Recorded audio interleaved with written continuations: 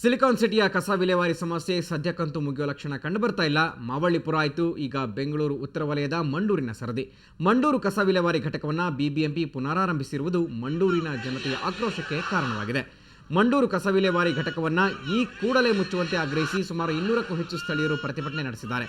ಬಿದರಹಳ್ಳಿ ಹೋಬಳಿಯ ಮಂಡೂರಿನಲ್ಲಿ ಸೇರಿರುವ ಸ್ಥಳೀಯರು ಬಿಬಿಎಂಪಿ ವಿರುದ್ಧ ಆಕ್ರೋಶ ವ್ಯಕ್ತಪಡಿಸಿದ್ದಾರೆ.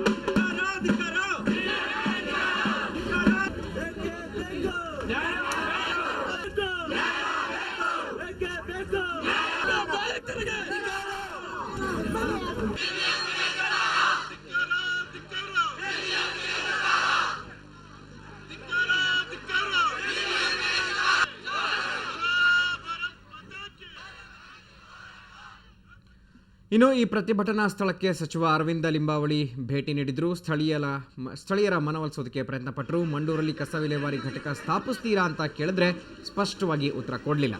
ಬಳಿಕ ಮಾತನಾಡಿದ ಲಿಂಬಾವಳಿ, ಕೋಲಾರದ ಚಿಂತಾಮಣಿಯಲ್ಲಿ ಡಂಪಿಂಗ್ ಯಾರ್ಡ್ ಸ್ಥಾಪಿಸೋದಕ್ಕೆ ಚಿಂತನೆ ನಡೆದಿದೆ ಅಂತ ಹೇಳಿದ್ರು.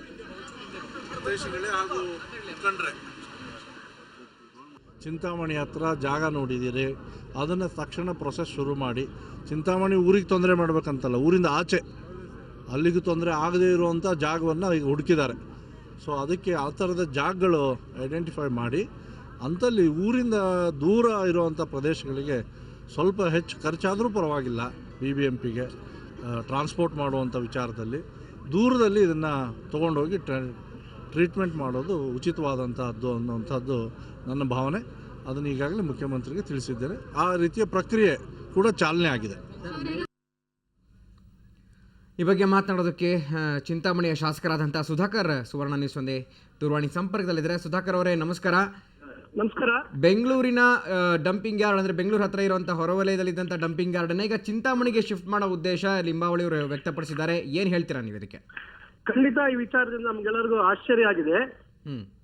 ಇದು ಬೆಂಗಳೂರಿಂದ ಬೆಂಗಳೂರಿನ ಸಮಸ್ಯೆನ ನಮ್ಮ ಭಾಗಕ್ಕೆ ತರುವಂತದಕ್ಕೆ ನಮ್ಮ ಸಂಪೂರ್ಣ ವಿರೋಧ ಇದೆ. ಇದಕ್ಕೆ ಇದರಲ್ಲಿ ಯಾವುದೇ ಕಾರಣಕ್ಕೂ ನಾವು ಇದನ್ನ ಒಪ್ಪಕ್ ಸಾಧ್ಯ ಇಲ್ಲ. ಇದು ಬೆಂಗಳೂರಿನ ಬಹಳ ಅವೈಜ್ಞಾನಿಕವಾಗಿ ಬೆಂಗಳೂರಿನ ಬೆಳವಣಿಗೆಯನ್ನ ಇವರು ಮಾಡಿರ್ತಕ್ಕಂಥವ್ರು ಗಮನಿಸಬೇಕಾಗಿತ್ತು. ಇವತ್ತು ನಮ್ಮ ಭಾಗದಲ್ಲಿ ಕುಡಿಯೋ ನೀರಿಗೆ 1200 ಅಡಿ ಹೋದ್ರೂ ನೀರು ಸಿಗ್ತಾ ಇಲ್ಲ. ಇವತ್ತು ಅವರು ಈಗ ನಾನು ಅವ್ರು ಮಾತಾಡಿದಂತ ವಿಚಾರವನ್ನ ಕೇಳಿದೆ ತಮ್ಮ ಒಂದು ಚಾನೆಲ್ ಮುಖಾಂತರ.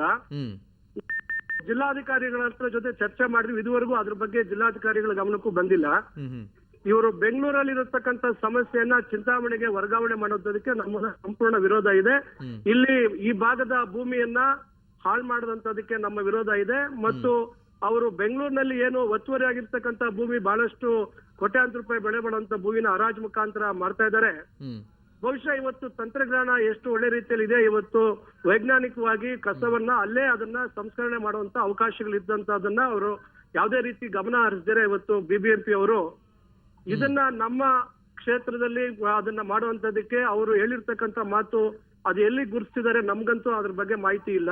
ಸ್ಥಳೀಯ ಅಧಿಕಾರಿಗಳು ಯಾರು ನಮ್ ಗಮನಕ್ಕೆ ತಂದಿಲ್ಲ, ಜಿಲ್ಲಾ ಆಡಳಿತನೂ ನಮ್ ಗಮನಕ್ಕೆ ತಂದಿಲ್ಲ. ಆದ್ರೆ ಅವರು ಇಲ್ಲಿ ಮಾಡುವಂತದಕ್ಕೆ ಈಗಾಗಲೇ ನಮ್ಮಲ್ಲಿ ರೈತರು ಈಗಾಗಲೇ ಎಚ್ಚೆತ್ಕೊಂಡಿದ್ದಾರೆ. ಖಂಡಿತ ನಾವು ಅದನ್ನ ಇಲ್ಲಿ ಮಾಡೋದಕ್ಕೆ ಬಿಡೋದಿಲ್ಲ. ಅವರು ಬೆಂಗಳೂರಿನ ಸಮಸ್ಯೆ ಏನಿದ್ರು ಬೆಂಗಳೂರಿನ ವ್ಯಾಪ್ತಿಯಲ್ಲಿ ಅದನ್ನ ಬಗೆಹರಿಸಿಕೊಳ್ಳುವಂತದ್ದು ಮಾಡ್ಬೇಕಾಗ್ತದೆ. ನಾನು ಬೆಂಗಳೂರಿನ ನಮ್ಮ ಉಸ್ತುವಾರಿ ಸಚಿವರು ಅಶೋಕ್ ಅವರು ಇರ್ಬೋದು ಮತ್ತು ಸಂಬಂಧಪಟ್ಟ ಎಲ್ಲ ನಮ್ಮ ಮೇಯರ್ ಅವರು ಎಲ್ರಿಗೂ ನಾನು ವಿನಂತಿಸ್ಕೊಳ್ತೇನೆ, ದಯವಿಟ್ಟು ನಿಮ್ಮ ಸಮಸ್ಯೆಯನ್ನ ನಮ್ಮ ಸಮಸ್ಯೆಯಾಗಿ ಪರಿವರ್ತನೆ ಮಾಡಬೇಡಿ ಅಂತಕ್ಕಂಥದ್ದು ತಮ್ಮ ಮೂಲಕ ನಾನು ಅವ್ರನ್ನ ಕೇಳಲಿಕ್ಕೆ ಬಯಸ್ತೇನೆ. ಸುಧಾಕರ್ ಅವರು, ಈಗಾಗಲೇ ಕೋಲಾರ ಜಿಲ್ಲೆಯಲ್ಲಿ ಸಾಕಷ್ಟು ಸಮಸ್ಯೆಗಳಿದೆ, ಕುಡಿಯೋ ನೀರಿನ ಸಮಸ್ಯೆ ಆಗಿರ್ಬೋದು ಅಥವಾ ಇತರ ಯಾವುದೇ ಮೂಲಭೂತ ಸಮಸ್ಯೆಗಳಾಗಿರ್ಬೋದು, ಅದ್ರ ಜೊತೆಗೆ ಇದು ಒಂದು ಸೇರ್ಕೊಳ್ಳಲ್ವಾ ಹೇಗೆ?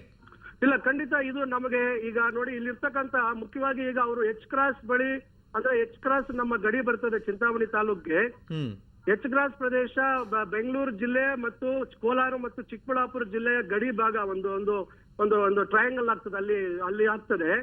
ಅವರು ಪತ್ರಿಕೆಯಲ್ಲಿ ಬರ್ದಿದ್ದು H-ಕ್ರಾಸ್ ಚಿಂತಾಮಣಿ ಅಂತ ಹೇಳಿದ್ದಾರೆ. ಈಗ ನಮಗೆ ಅಲ್ಲಿ ಕೈವಾರ ಹೋಬಳಿ ಅಂತಕ್ಕಂತ ಭಾಗ ಪ್ರಾರಂಭ ಆಗ್ತದೆ ನಮ್ಮ ಕ್ಷೇತ್ರದ್ದು. ಹ್ಮ್ ಹ್ಮ್ ಅಲ್ಲಿ ರೈತರು ಮುಖ್ಯವಾಗಿ ಹೈನುಗಾರಿಕೆ ಮತ್ತು ಏನು ನಮ್ಮ ಏನು ಸಿರಿಕಲ್ಚರ್ ಏನಿದೆ, ನಮ್ಮ ರೇಷ್ಮೆ ಒಂದು ವಹಿವಾಟಿನಲ್ಲಿ ಹೆಚ್ಚಿನ ಆಸಕ್ತಿ ವಹಿಸಿರ್ತಕ್ಕಂಥ ಪ್ರದೇಶ. ಹ್ಮ್ 1200 ಅಡಿ ಬೋರ್ವೆಲ್ ಕೊರೆದು ರೈತರು ಕಷ್ಟಪಟ್ಟು ಅಲ್ಲಿ ಇಲ್ಲಿ ಈ ಬೆಳೆಯನ್ನ ತೆಗಿತಕ್ಕಂಥದ್ದು ಏನು ನಮ್ಮ ರೇಷ್ಮೆ ಬೆಳೆ ತೆಗಿತಕ್ಕಂಥದ್ದು ಮತ್ತು ಟೊಮೊಟೊ ಬೆಳೆಯನ್ನ ಹೆಚ್ಚು ನಮ್ಮ ಭಾಗದಲ್ಲಿ ಬೆಳೀತಾರೆ. ಓಕೆ. ಈ ರೀತಿಯಾಗಿ ಇವರು ಬೆಂಗಳೂರಿನ ಕಸ ತಂದಾಗ ಏನ್ ಆಗ್ಬೋದು ಅದ್ರ ಪರಿಣಾಮ. ನಾಳೆ ನಾವು ಇಲ್ಲಿ ಟೊಮೊಟೊ ಆ ಒಂದು ಕಲುಷಿತವಾದಂತಹ ಭೂಮಿಯಲ್ಲಿ ನಾವು ಆ ಭೂಮಿ ಏನು ಅದು ಬೇರೆ ಕಡೆಗೆ ಅದು ಹೋಗ್ತದೆ ಭೂಮಿಯಲ್ಲಿ ನಾವು ಬೆಳೀತಕ್ಕಂತ ತರಕಾರಿ ಎಲ್ಲ ಇವತ್ತು ಹಾಳಾಗ್ಲಿಕ್ಕೆ ಸಾಧ್ಯ ಆಗ್ತದೆ. ನಾಳೆ ಅದನ್ನ ಸೇವನೆ ಮಾಡಿದವ್ರಿಗೆ ಎಷ್ಟು ತೊಂದರೆ ಆಗ್ಬೋದು. ಓಕೆ. ಅದರಿಂದ ದಯವಿಟ್ಟು ನಾನು ವಿನಂತಿ ಮಾಡ್ಕೊಳ್ಳೋದು, ಇವತ್ತು ಡ್ರೈ ವೇಸ್ಟ್ ವೆಟ್ ವೇಸ್ಟ್ ಅಂತಕ್ಕಂಥದ್ದು ಏನಿದೆ, ಇವತ್ತು ವಿದ್ಯುತ್ ಏನೋ ಉತ್ಪಾದನೆ ಮಾಡುವಂತದಕ್ಕೆ ಅವಕಾಶ ಇದೆ. ಆಮೇಲೆ ವೆಟ್ ವೇಸ್ಟ್ ಅಲ್ಲಿ ಇವತ್ತು ಗೊಬ್ಬರ ತಯಾರು ಮಾಡ್ಲಿಕ್ಕೆ ಸಾಧ್ಯ ಇದೆ, ಫಿಶ್ ಫುಡ್ ತಯಾರು ಮಾಡ್ಲಿಕ್ಕೆ ಸಾಧ್ಯ ಇದೆ. ಇವೆಲ್ಲ ವಿಚಾರ. ಓಕೆ ಸುಧಾಕರ್ ಅವರೇ, ಥ್ಯಾಂಕ್ ಯು. ಇಷ್ಟೊತ್ತು ನೀವು ಸುವರ್ಣ ನ್ಯೂಸ್ ಜೊತೆ ಮಾತನಾಡಿದ್ದಕ್ಕೆ.